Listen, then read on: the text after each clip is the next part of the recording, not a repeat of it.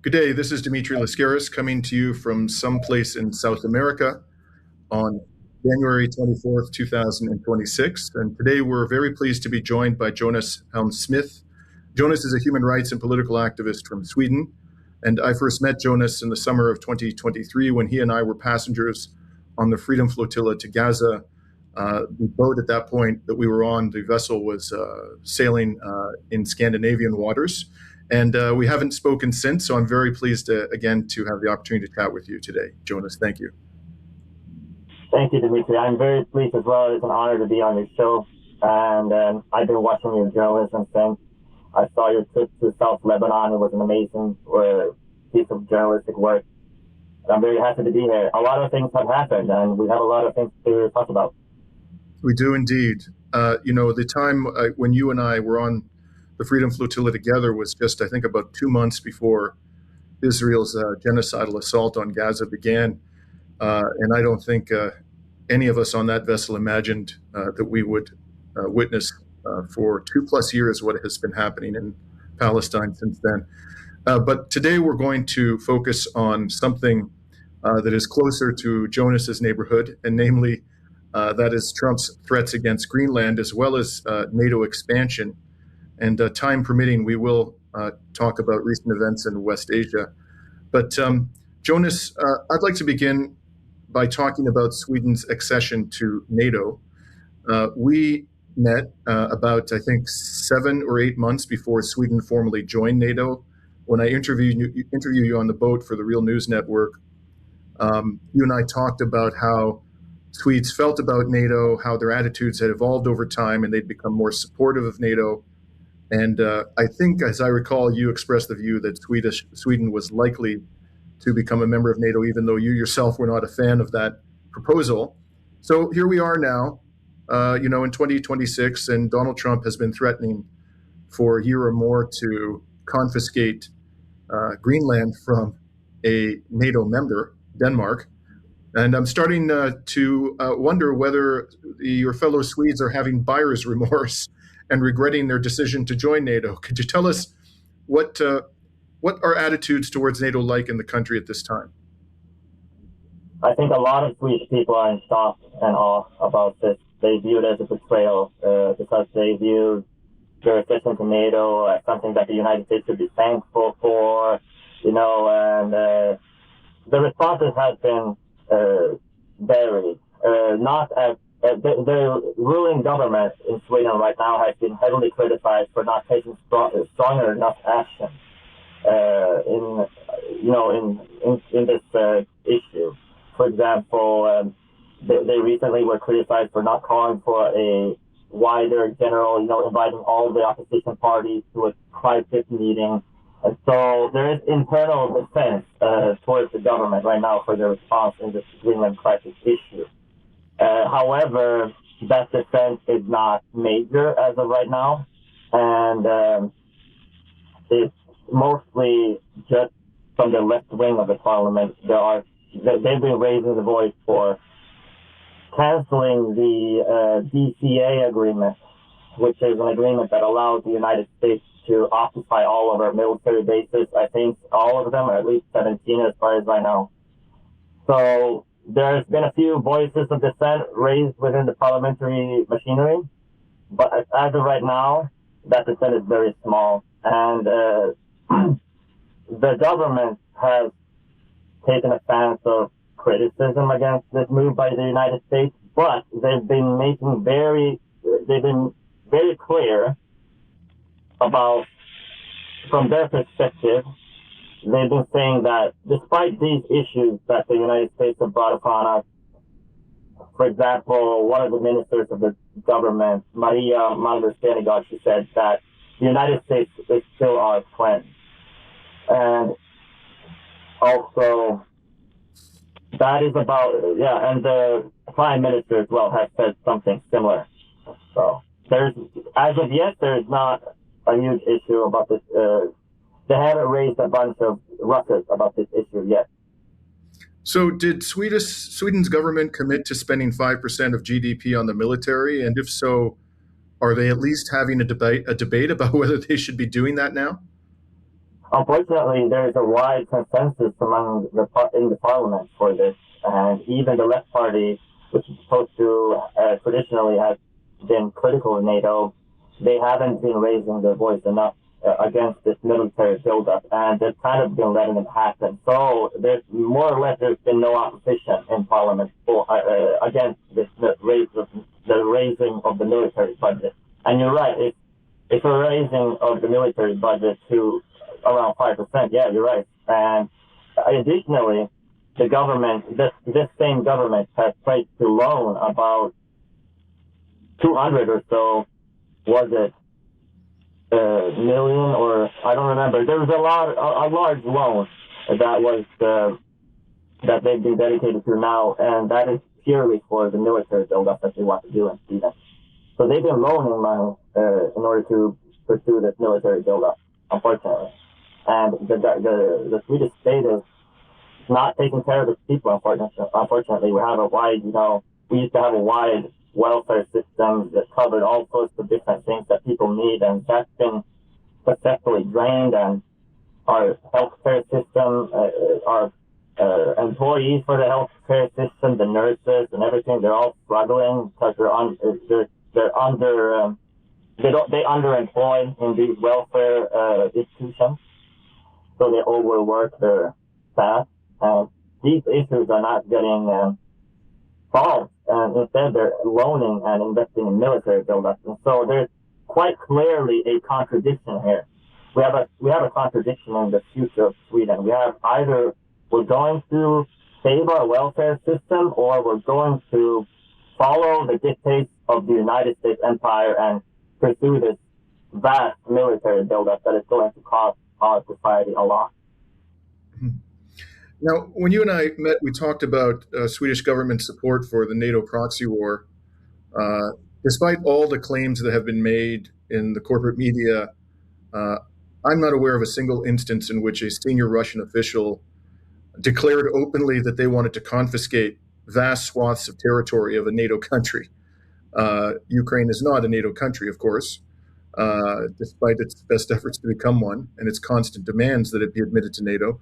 But here we have the United States president doing something which the Russians have never done, as far as I can tell, and that is, as I said, openly declare their intention to take a gigantic part of the European Union. I mean, I think Greenland is as big as the rest of the continental European Union, if I'm not mistaken. So has it at least diminished enthusiasm amongst the Swedish people? When I say this, I'm referring to Trump's threats against Greenland. Has it at least diminished their enthusiasm for prolonging the NATO proxy war in Ukraine? I recently saw a survey research paper by a Hungarian organization. I thought it was called Red something. They made a survey about European attitudes towards the Ukraine issue, and they came to the conclusion that the vast majority of Europeans don't want to send troops to Ukraine. And even the slight majority of Europeans don't want to send even weapons to Ukraine, which is our party's position, which is funny because that has no democratic representation in parliament at all. And so, but Sweden is a little bit different to the rest of Europe in the sense that the Swedish society has, for a long time, been told to hate Russia a lot. Sweden's history is complicated with Russia, to say the least. And so, yeah, the opinion in Sweden is not quite the same. We still have a lot of work to do in order to achieve peace with the world, so to speak. In general, the Swedish people are still very aggressive towards Russia in general. It would be, I don't know exact numbers, but it would be slightly higher than the rest of Europe, for sure. So their support for sending weapons and maybe even soldiers to Ukraine should be a little bit higher here, unfortunately. So as you probably know, Jonas, a few days ago, Canadian Prime Minister Mark Carney delivered a widely admired speech at the World Economic Forum in Davos. As I refer to him, Prime Minister Goldman Sachs is earning plaudits around the world for recognizing something that you, me, and probably every member of our audience knows was a complete fraud from the outset, namely the rules-based international order. And I personally don't think you deserve a gold medal for admitting something that all sensible people knew many years ago. But apparently a lot of people disagree with me on that. And, in the course of delivering this speech and admitting that it was a lie, the rules-based international order, Prime Minister Goldman Sachs referred to something called values-based realism, which apparently was conceived by Finnish President Alexander Stubb. And we've been talking about that on our program and trying to figure out if there's any difference between values-based realism and the rules-based international order. Have you seen any changes in the actual foreign policies of Sweden and Europe at large, which would support Mark Carney's contention that the Western governments, middle powers, are now embarking on a new path and they're going to be doing foreign policy differently? Or do you think this is nothing but a marketing exercise? I don't think that as of right now, Europe's loyalty, the European states' loyalty to NATO and to the United States is seriously being threatened. But the steps that Canada and Carney have been taking surely should have an impact sooner or later. And especially if the United States keeps pressing on the Greenland issue, which we don't know if they will yet or not, because as Trump said in Davos, Trump talked a lot about wanting Greenland at Davos, as far as I remember from his speech. So this story shouldn't be over yet. And if Canada is anything to learn from, if it is a foreshadowing of what might happen, that would be the great fear of the United States, I think, that the European states sooner or later could try to make a balance of power, try to find a geopolitical position in between the East and the West. And that is something I think that the United States is most afraid of out of everything. And I believe that's also one of the reasons that they want to acquire Greenland in order to control the shipping lanes, of course. So Donald Trump said at Davos that he was not going to use military force to take Greenland. Of course, his positions change from one minute to the next with amazing rapidity. Sorry, 1 second. Sorry.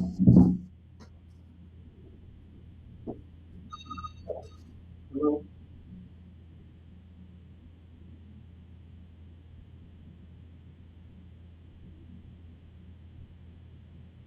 No, after 2 o'clock. That's over. Yeah. Okay.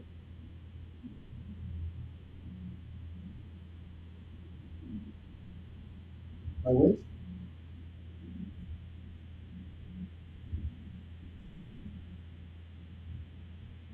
Oh yes. Okay, I'll come down and get it. No, I'm on the internet right now. I'll have to come get it. Okay, thank you. Bye.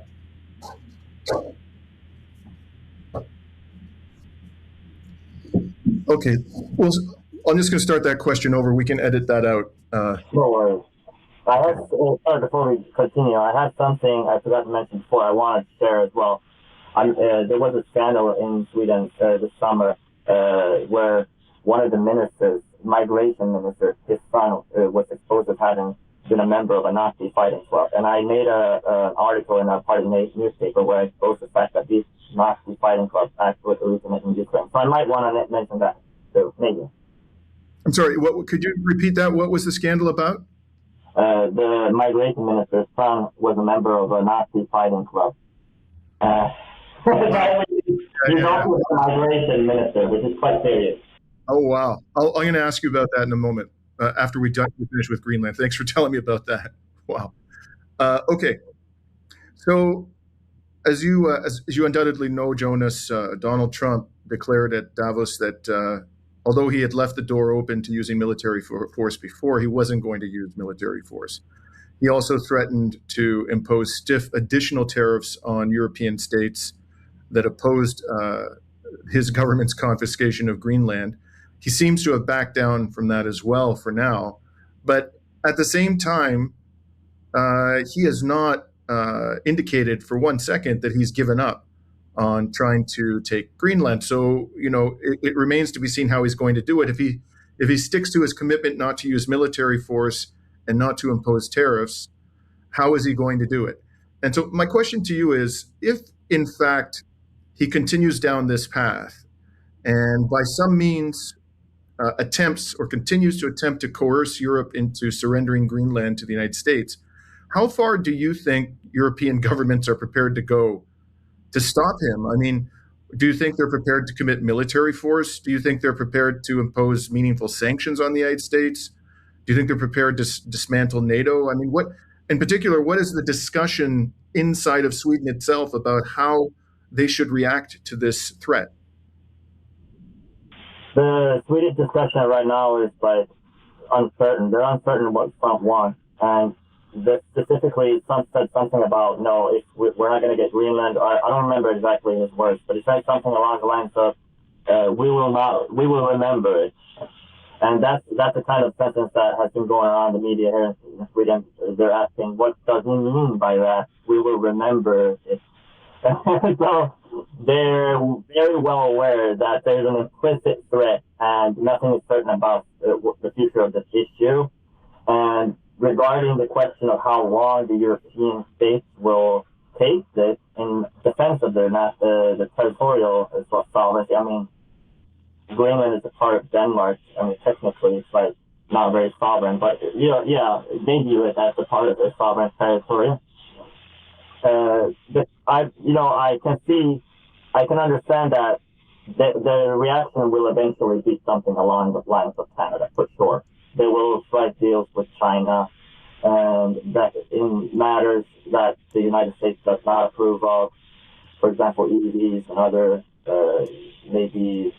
other green energy technology. You know how much the ruling circles in Europe, they love the green technology. They want it. However, I personally can never see a future where the European states actually stands up in a war against the United States or dismantle NATO. I don't believe that they can go that far. I believe they will give up Greenland if they really have to. However, during this crisis, the past few weeks, Sweden also, in coordination with a few other countries, they did send military officers to Greenland in a show of force, kind of, even though there were just a few dozens, a few hundred maybe at most. But when it comes down to it, if America wants Greenland, I don't think that European states are going to be able to stop them. Also because the United States has now made an enemy between Russia and the EU more than ever before. We used to get cheap Russian energy. However, that's not going to be available for a long time. And if the European states really want to stand up to the United States, they're going to have to mend relations with Russia. And in order to do so, they're going to have to utilize some of the EU member states that have been taking a lot of flack for the past few decades for their protesting against the aggressive policy towards Russia. Like Hungary, Slovenia, maybe Bulgaria. They're going to have to use them as kind of mediators or intermediates in order to kind of try to mend the relation with Russia. But I have a hard time seeing that the rabid hatred for Russia is very strong among the ruling circles in Europe, at least here in Sweden, very much so. Mm-hmm. Now, towards the end of December, Jonas, European media reported that the German defense minister, Boris Pistorius, was deeply disturbed by alleged misconduct in an elite German army unit. And although they didn't use the word Nazi in this report, what they said was that the paratrooper regiment in question was under investigation over allegations of sexual assault, anti-Semitism, right-wing extremist activity, violent rituals, and drug use. And apparently, this had been going on for some time, and there were repeated failures. It was aware to the military command in Germany, but known to them, I should say. But there were no meaningful attempts to actually deal with the problem. And the problem was not confined to that unit. there are other instances over the past several years of what they call far-right activity, what I would go so far as to say is outright Nazism. In any case, I understand that there was a similar scandal, not involving necessarily the military, but in Sweden, a political scandal involving Nazism. Could you tell us about that? That's right. This summer, there was a scandal where, as you know, everybody should know here, Sweden has a government right now that is very critical of immigration. And they've introduced policies such as stop and frisk in certain parts of certain cities. They've introduced the policy where they pay people to emigrate up to, how much was it? A few 100,000 crowns. That's like $30,000 or $40,000 for each person to emigrate. And they even also, some of their policies, some of their policies, they even want to try to punish 13-year-olds now. They want to send 13-year-olds to jail. And so this summer, they had a scandal, and they've had many scandals, this government. This summer, the migration minister was exposed as having a son being the member of a Nazi fighting club, which are called active clubs. And the Swedish press, they went wild with it. And because it is a huge scandal, and, it's not acceptable for a minister, let alone a migration minister, to have a Nazi organized family member in their direct family member. And that's also a national security risk. And that's been the discussion here in Sweden. Is this a national security risk?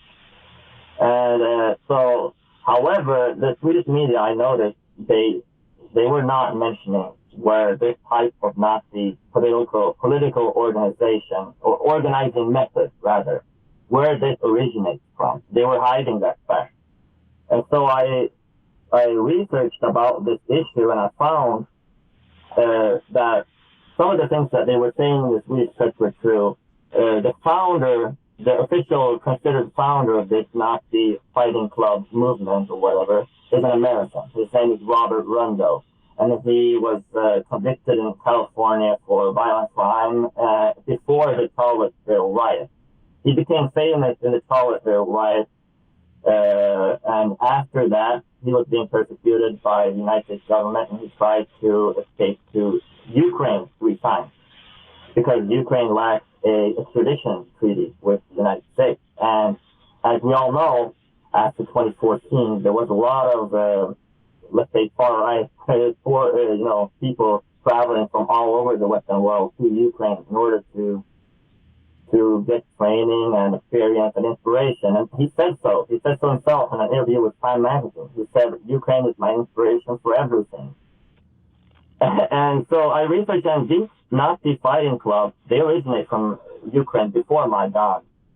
And this is quite serious because that means that the Swedish government has been directly involved, and all parliamentary parties have been directly involved in supporting this Ukrainian government that has contributed to the spreading of this Nazi method of organizing. And however, after I published that article in our party paper, The Proletarian, I thought maybe this would get a reaction. But however, it has been completely ignored in all Swedish media for over half a year now. Nobody wants to talk about this. The fact that these Nazi fighting clubs originate in Sweden, and they're continuing to grow in Sweden, because, like it or not, they succeeded as an organizing method in Ukraine, and so there's no reason to believe that they're not going to be a productive organizing method anywhere else. Now, you mentioned your party paper. You published this in the party paper. Could you tell us more about your political party? Our political party is about 50 years old here in Sweden, and we originate from, we got a lot of energy early and a lot of membership. We were actually very influential in the 70s and 80s. Associated with the anti-war movement against the Vietnam War. That's kind of where it started.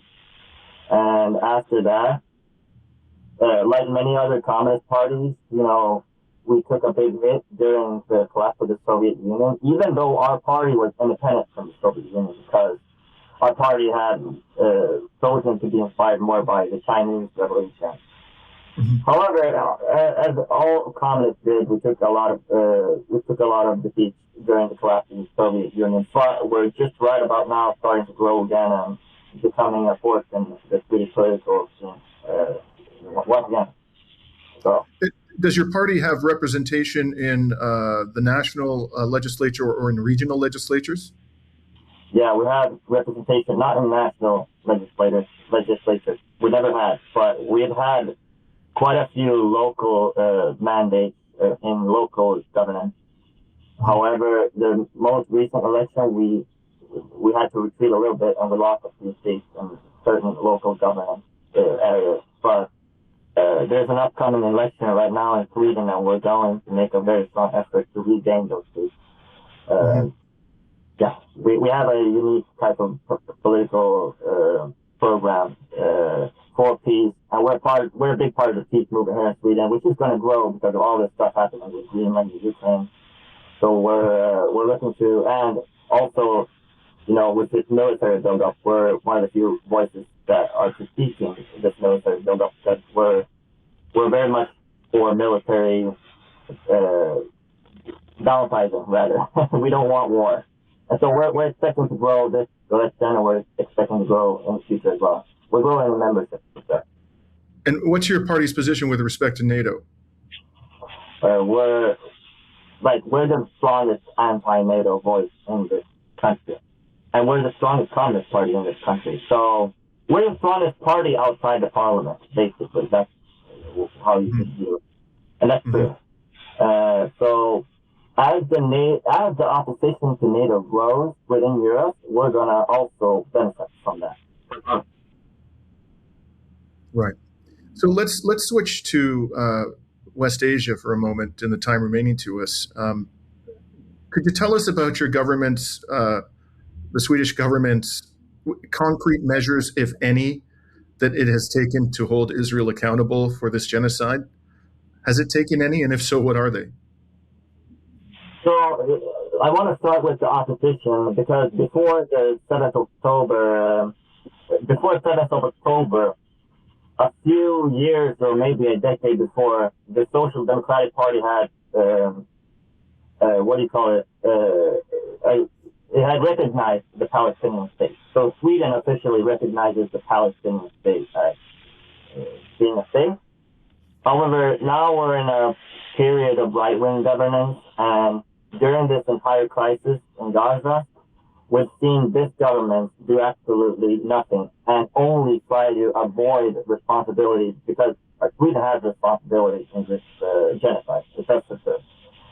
We have also Israeli weapons manufacturers based right here in my city, Gothenburg, and we activists have been trying to pressure their landlords to push them out of the city, but without success so far.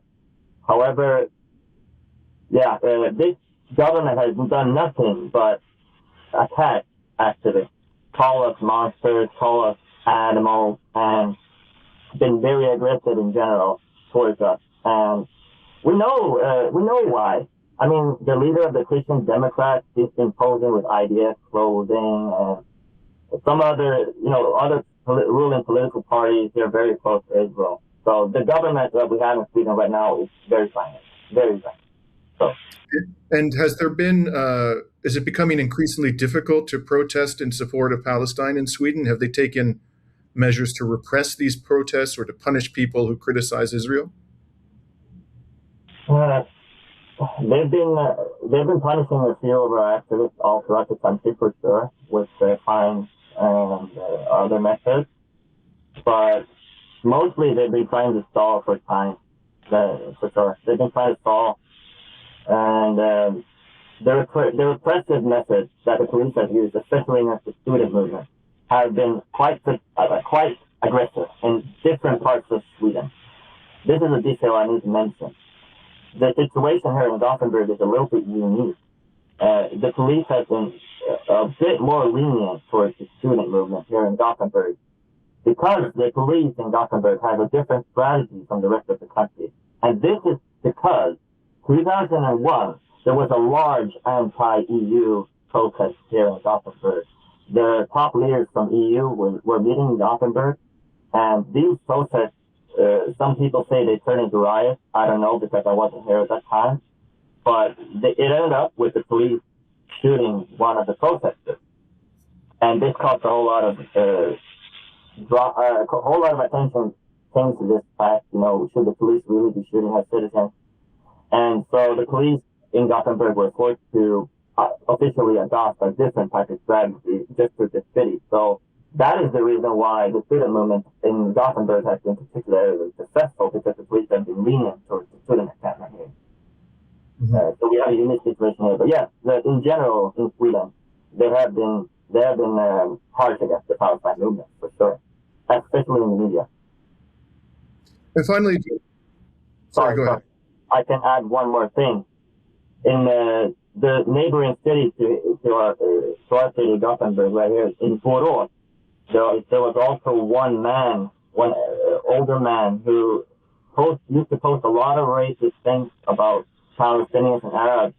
And during one of the protests, he decided to take his car with 2 passengers, and he tried to run into the demonstration from behind. And as you know, in the back of a demonstration with his car, in the back of the demonstration, there's usually strollers and kids and elderly people.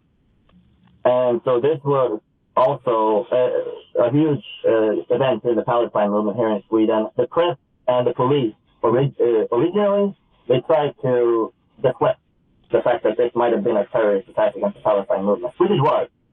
However, eventually the police and the media were forced to admit, this was a clear hate crime, and this man was recently convicted. So we won justice in that particular case. And unfortunately, nobody was seriously hurt. Thankfully. Now, finally, Jonas, there are many indications that another U.S.-Israeli attack on Iran is imminent. How has the Swedish government been dealing with the saber rattling against Iran and the prospect of war? Have they taken, have they adopted the values-based realism approach, whatever that means, or is it business as usual and they're effectively supporting the United States and Israel in their attempts to destroy the country of Iran? Unfortunately, we haven't seen any progress in peace with Iran from either our government or the opposition parties here in Sweden. Basically, the entire parliament, even the left party, are calling for harsher sanctions against Iran. So in this particular issue, they are absolutely aggressive towards Iran, and I don't see any light in that tunnel, at least for the moment, because the sensible people should be calling for peace with all countries and be against sanctions. Sanctions destroy regular people's lives. We know that. They cause poverty and misery. And unfortunately, we haven't seen any progress on that front. No political action in the parliament or the government against sanctions at all. So all I have to expect from the Swedish state is more aggression towards Iran. Well, it's been enlightening speaking to you, Jonas. I have the strong impression that in your neck of the woods, Europe remains as subservient to Washington as ever before. That certainly is the case in Greece, where I spend a few months each year.